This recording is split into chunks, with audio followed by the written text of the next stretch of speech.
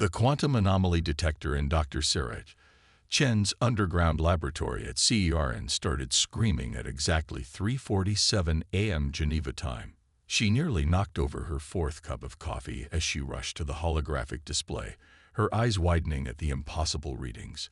The quantum field distortions were like nothing she'd ever seen, perfectly regular patterns that couldn't possibly be natural. Dr. Chen, her assistant Marcus called from across the lab. The pattern. It's repeating.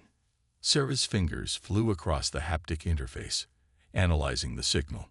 After 20 years of searching for evidence of advanced civilizations through quantum field fluctuations, a project most of her colleagues had dismissed as fringe science, she'd finally found something.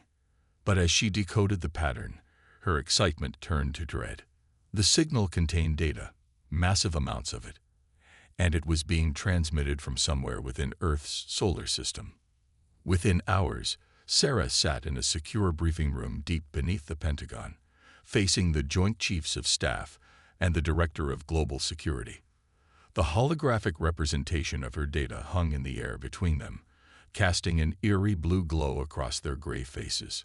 "You're telling me," General Rivera said slowly, "that you've detected alien surveillance equipment in our solar system. Equipment that's been there for how long?" Based on the decay signature of the quantum wake, Sarah took a deep breath. At least 300 years. Maybe longer. And sir, that's not the worst part. She gestured, and the hologram shifted, showing new data streams. The transmission patterns suggest they're not just watching us. They're interfering.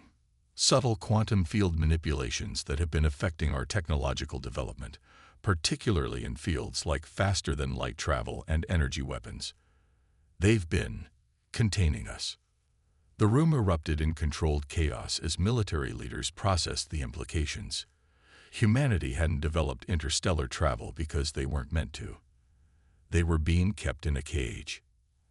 Admiral Chen, no relation to Sarah, was the first to ask the critical question.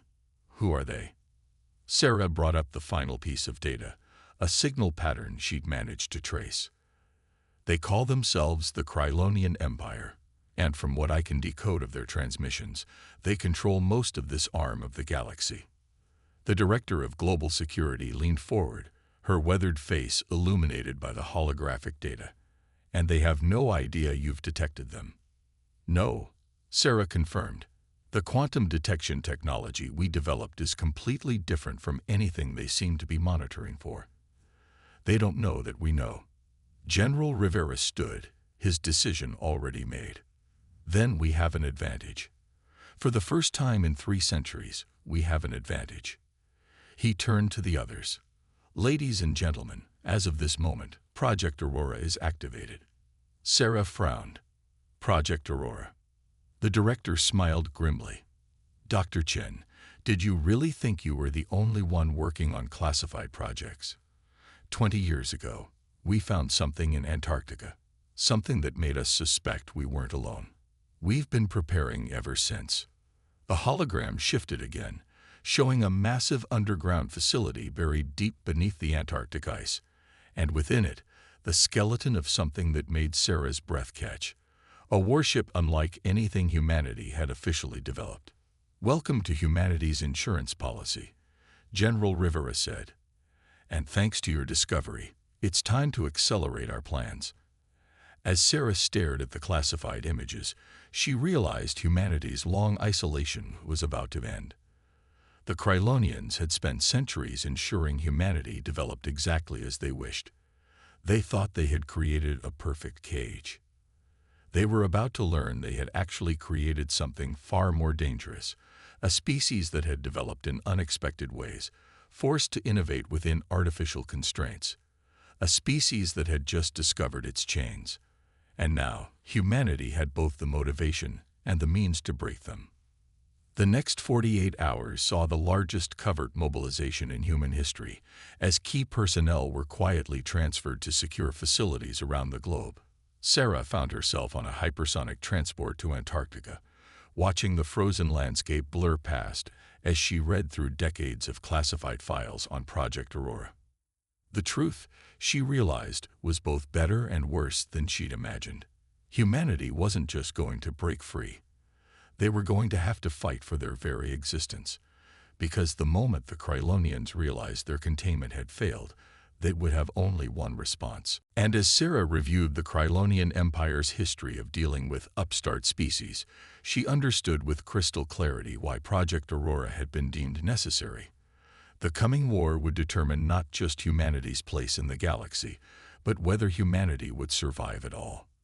The transport began its descent toward the hidden Antarctic base, and Sarah Chen, quantum physicist turned reluctant revolutionary, prepared herself for whatever came next.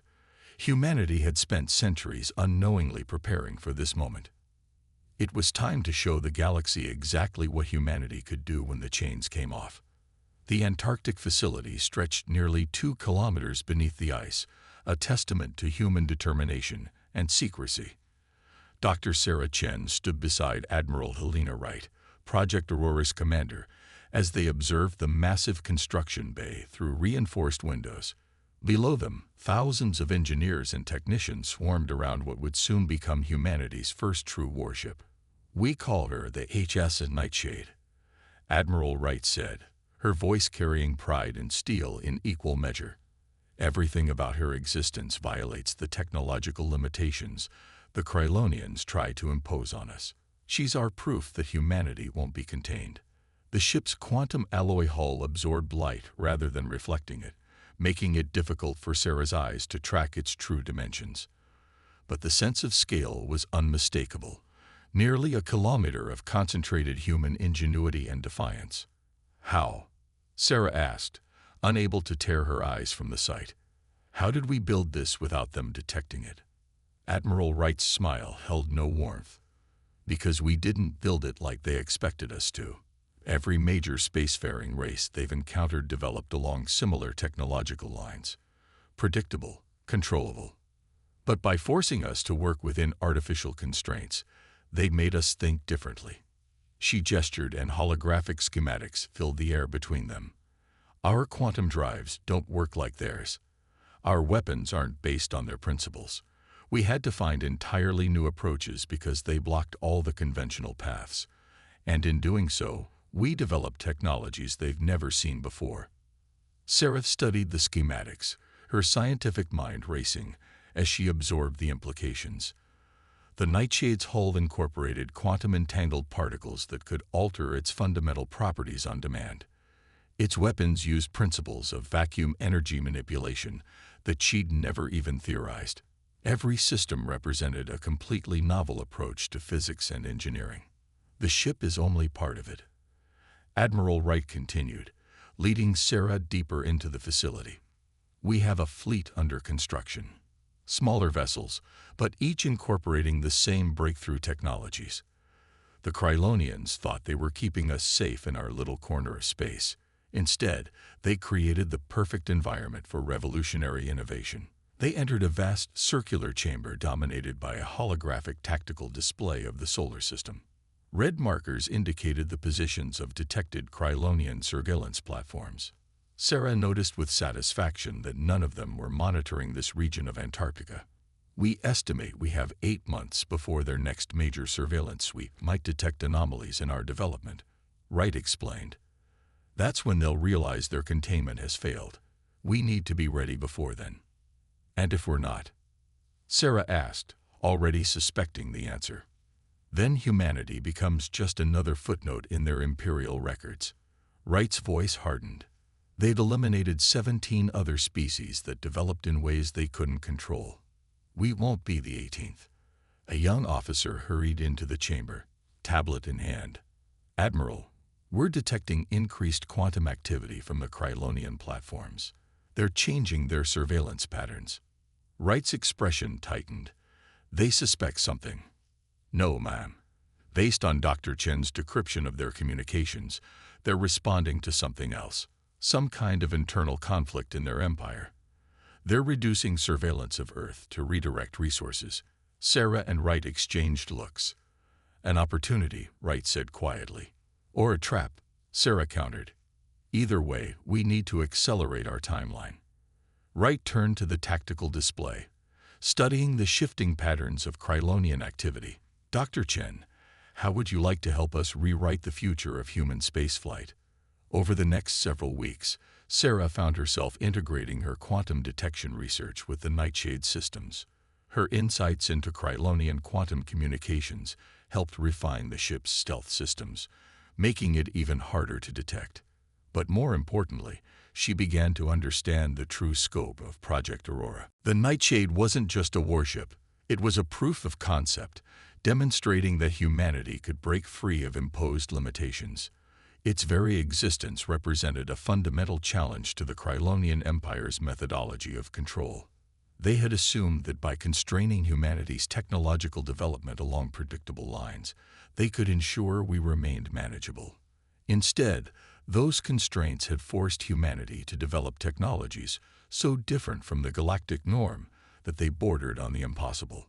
As Sarah watched the Nightshade's quantum core power up for the first time, its impossible energies contained by fields that shouldn't exist, she realized humanity's greatest strength wasn't the technology itself.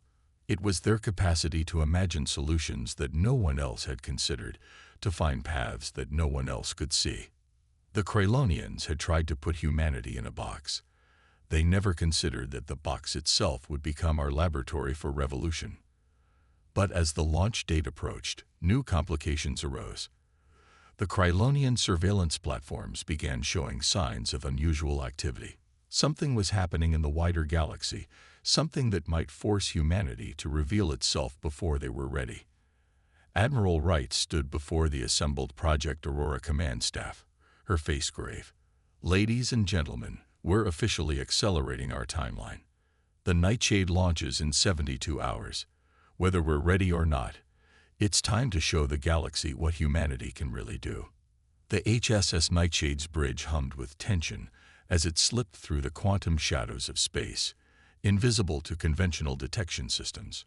Captain Maya Santos stood at the command station, her dark eyes fixed on the tactical display showing their primary target, the massive Krylonian surveillance hub, stationed just beyond Neptune's orbit. "Status report," she ordered, her voice steady despite the historic nature of their mission. "Quantum drive operating at optimal efficiency," Lieutenant Park reported from engineering. "Stealth systems holding stable. We're completely invisible to their sensors." Dr. Sarah Chen, now serving as the ship's quantum systems specialist, monitored her own displays carefully. "The hub is processing massive amounts of data. They have no idea we're here." The Nightshade had launched 3 days ago, its revolutionary quantum drive allowing it to cross the solar system in hours rather than months. Now they were about to announce humanity's freedom in the most dramatic way possible, by dismantling the very system that had kept them caged. "Multiple contacts," Tactical announced suddenly. 3 Krylonian warships just emerged from FTL. Standard patrol pattern. Captain Santos' expression remained neutral, but her hands tightened on the command rail. This was an unexpected complication. The patrol wasn't supposed to arrive for another 6 hours. "Hold position," she ordered. "Dr. Chen, what are you seeing?" Sarah studied the quantum readings from the Krylonian vessels. Their drive signatures are irregular. They're running at higher power than normal patrol configurations. Something's got them spooked. "The Empire's internal conflicts," Santos mused. "They're affecting patrol patterns even out here." She made a quick decision. This changes nothing. If anything, it makes our message even clearer. Tactical, initialize targeting solutions. Engineering, bring the quantum lance to full power.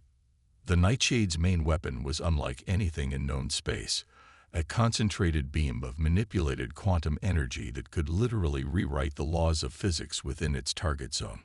They tested it on asteroids, watching as matter itself forgot how to hold together. Additional contacts. Tactical's voice rose with urgency. 5 more Krylonian vessels just arrived. "Captain, they're charging weapons." Santos' eyes narrowed. "They're not charging weapons for us. They can't detect us." "Dr. Chen." Sarah's fingers flew across her console. "The quantum communications, these aren't all the same faction. The new arrivals are from a different part of the Empire. We're seeing their civil war spill into our solar system. The space around Neptune's orbit erupted in energy as the Krylonian ships opened fire on each other, their advanced weapons transforming the void into a deadly light show. The surveillance hub's defenses activated, its massive shield grid humming to life. "Well," Santos said with a grim smile, "they've done us a favor. All hands. Battle stations. Let's introduce ourselves while they're distracted." The Nightshade's quantum drive pulsed, moving the ship into perfect firing position. The Krylonian vessels, focused on their internal conflict, remained oblivious to the human warship in their midst. "Quantum lance at full power," engineering reported. "Target the hub's primary power core," Santos ordered. "Let's show them what happens when you try to cage humanity." The Nightshade's main weapon discharged, a beam of impossibly dark energy that seemed to drink in the light around it. It struck the hub's shields and passed through them as if they didn't exist. The quantum lance didn't overpower defenses. It simply ignored them, operating on principles the Krylonians had never imagined. The hub's power core destabilized spectacularly, the massive structure breaking apart in a cascade of secondary explosions. The battling Krylonian ships froze, their own conflict forgotten as they registered the impossible destruction of one of their most secure facilities. Signal from the closest Krylonian vessel. Communications reported. They're demanding identification. "Put me on broadcast," Santos ordered. "All frequencies, full spectrum." She stood straight, her voice carrying the weight of centuries of human determination. "This is Captain Maya Santos of the human spaceship Nightshade. For 300 years, your empire has contained and manipulated our species' development. That ends today. We are not your experiment. We are not your subjects. We are humanity, and we will forge our own path among the stars." The Krylonian ships began to turn, bringing their weapons to bear on the Nightshade's last known position. But the human vessel was already moving, its quantum drive allowing it to dance through space in ways their sensors couldn't track. "Multiple weapon locks," Tactical reported. "They're firing blind, trying to saturate the area." "Show them why that won't work," Santos ordered. "Implement attack pattern Omega-3. The Nightshade's response was devastating. It struck from impossible angles, its quantum lance reducing 2 Krylonian cruisers to molecular dust before they could even register where the attacks came from. The remaining ships began to retreat, their confidence shattered by an enemy they couldn't detect or defend against. As the survivors flowed into FTL, Santos turned to Dr. Chen. "How long before they can bring reinforcements?" "Based on their quantum communications, 6 hours at best. They're calling for everything they can get." Santos nodded. "More than enough time. Send the signal to Earth. Tell them to launch the rest of the fleet. Phase 1 is complete. We've announced our presence. Now it's time to show them we can back up our words with action."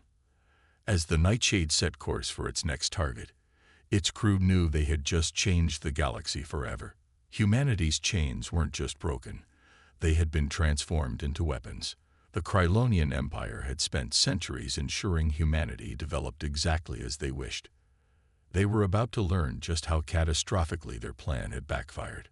The Grand Council chamber of the Galactic Concordat buzzed with tension as representatives from a dozen major civilizations debated the crisis that threatened to reshape the power structure of known space. Holoprojections showed the destruction of Krylonian facilities across 3 sectors, precise strikes that had left the once mighty empire reeling.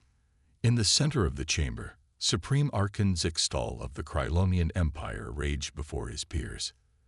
"These humans are a threat to galactic stability. Their technology violates fundamental principles. They must be contained before they humiliate you further." The question came from Ambassador Naraven of the Aldari Collective, her crystalline form refracting light in patterns that indicated amusement. "Your empire's manipulation of their developments seems to have backfired rather spectacularly." On the Nightshade, now stationed in the shadow of Mars, Captain Santos watched the transmitted proceedings with Dr. Chen and Admiral Wright. The quantum surveillance network's destruction had forced the Krylonians to broadcast their diplomatic channels openly, giving humanity unprecedented insight into galactic politics. The Aldari are enjoying this, Wright observed. The Krylonians have been their primary rivals for centuries. But they're not natural allies, Chen cautioned. Studying quantum data streams from across the galaxy. The Aldari are just as concerned about our technology as the Krylonians. They're just better at hiding it. The diplomatic feed showed a new speaker, a massive, amorphous being representing the myriad consciousness. The humans have demonstrated remarkable innovation. Their quantum manipulation technologies are unprecedented. We propose opening diplomatic channels. They're afraid, Santos said quietly, not just of our ships, but of what we represent. We've shown them that their understanding of physics, of what's possible, isn't absolute. The next hours brought a flood of diplomatic overtures. The Aldari offered technology exchanges. The myriad consciousness proposed research partnerships. Even smaller powers reached out, seeking alliances with the mysterious humans who had humbled the Krylonian Empire. But amid the diplomatic chaos, Sarah Chen noticed disturbing patterns in the quantum data. Captain, Admiral, look at these energy signatures. The Krylonians aren't just gathering their forces. They're activating technology they've kept hidden from the other powers. Wright leaned forward, studying the data. They're desperate. They know they've lost control of the narrative. If they can't contain us quickly, their whole empire might fracture. Multiple quantum surges detected. Lieutenant Park's voice cut through the conversation. Massive fleet movements across Krylonian space. They're mobilizing everything they have. Santos straightened in her command chair. They're done with diplomacy. Signal Earth. Tell them to implement Protocol Shadowfall. Then get me a channel to the Concordat. The Grand Council Chamber's proceedings were interrupted as humanity made its first official diplomatic address. Captain Santos' image appeared before them, projected with a clarity that made several representatives shift uncomfortably. Honorable representatives of the Galactic Concordat, she began, her voice steady. The Krylonian Empire's fleet movements make their intentions clear. They mean to attack Earth in force, to destroy what they could not control. We did not want this war. We simply wanted our freedom. But make no mistake, we are prepared to defend ourselves. She paused, letting her next words carry weight. What happens next will reshape this galaxy. Every power represented in this chamber must decide where they stand. Will you support an empire built on the suppression of emerging civilizations, or will you stand with those who believe in true freedom of development? As if to punctuate her words, new signals began broadcasting across all frequencies. Across Krylonian space, more of their surveillance networks were going dark. Humanity's hidden fleet had begun its counteroffensive. In the Concordat chamber, the Aldari ambassador was the first to respond. The collective stands with Earth. The time of Krylonian dominance is over. Others began to follow, seeing the way the winds were shifting. But the Krylonian Archon's final words carried a chilling promise. You don't understand what you're dealing with. There's a reason we contain species like humanity. The galaxy is more fragile than you know. Back on the Nightshade, Sarah Chen's quantum sensors detected something troubling. Captain, the energy signatures from Krylonian space, they're like nothing I've ever seen. Whatever they're awakening, it's not just advanced technology. It's something else entirely. Santos shared a look with Admiral Wright. They had expected the Krylonians to fight back. But now it seemed they had underestimated just how far the Empire would go to maintain its power. Send word to all ships, Santos ordered. The real war is about to begin. And it's not just for humanity's freedom anymore. It's for the future of the galaxy itself. As the Nightshade prepared for battle, its crew understood they had initiated changes that couldn't be undone. Humanity had broken free of its chains, but in doing so, they had triggered a conflict that would determine the fate of all civilizations. The Krylonians weren't just fighting to contain one species anymore. They were fighting to preserve a system of control that had shaped galactic development for millennia, and they were about to reveal just how far they would go to maintain that control. The void between Jupiter and Saturn erupted with impossible energies as the largest fleet battle in Sol's history reached its climax. The HSS Nightshade led Earth's quantum fleet against a Krylonian armada that had revealed its true technological might. Behind the human lines, ships from the Aldari Collective and other allied powers provided support, though their conventional weapons seemed almost primitive compared to what now filled space. Multiple quantum anomalies. Dr. Chen's voice carried barely controlled panic. They're activating something massive. The energy readings are off any scale I've ever seen. Captain Santos watched as reality itself seemed to twist around the Krylonian flagship. The massive vessel was transforming, its hull incorporating structures that shouldn't be able to exist in normal space. Now you understand. Supreme Archon Zixtal's transmission cut through all attempts to block it. We didn't contain species like yours to suppress you. We did it to protect the very fabric of space-time. Your quantum technologies, your drive to push beyond established limits, they draw the attention of things that should remain sleeping. The space around the Krylonian fleet began to darken, not with absence of light, but with the presence of something else. Dr. Chen's quantum sensors were registering patterns that made her blood run cold. "They're right," she whispered. "Captain, these readings, they're similar to what we see in the quantum lance, but on a scale that's almost infinite. They're pulling at the foundations of reality itself." Admiral Wright's voice came through from the secondary command ship. "All vessels, fall back to defensive positions. Whatever they're doing, we need tow." Her transmission cut off as a wave of distorted space washed over the battlefield. Ships from both sides began to drift, their engines struggling against forces that denied conventional physics. "This is why we exist," Zixtal continued, his voice now carrying something close to sadness.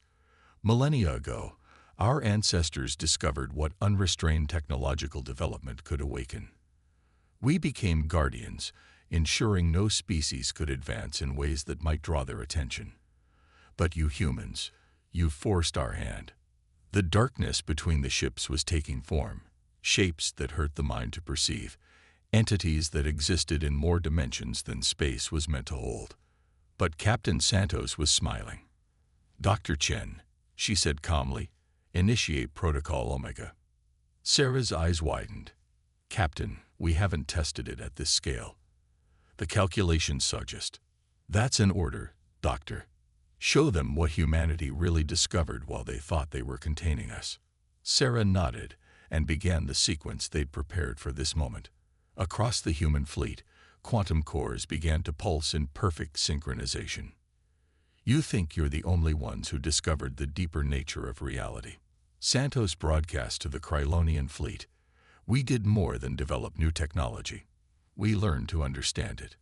While you hid from these entities, we learned to comprehend them." The Nightshade's quantum lance fired, not at the Krylonian ships, but at the darkness between them. The beam wasn't a weapon this time. It was a key, unlocking understanding that humanity had gained through centuries of working within constraints that forced them to think differently. "You contained species because you were afraid," Santos continued. "But fear blinded you to other possibilities. These entities aren't drawn to technological advancement.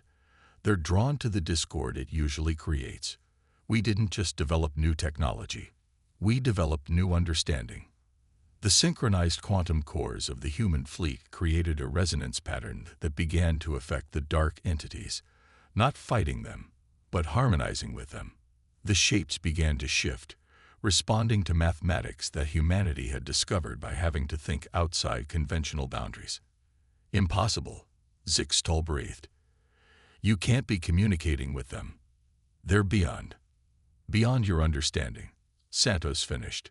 "But we were forced to find new ways to comprehend reality. Your containment didn't stifle us.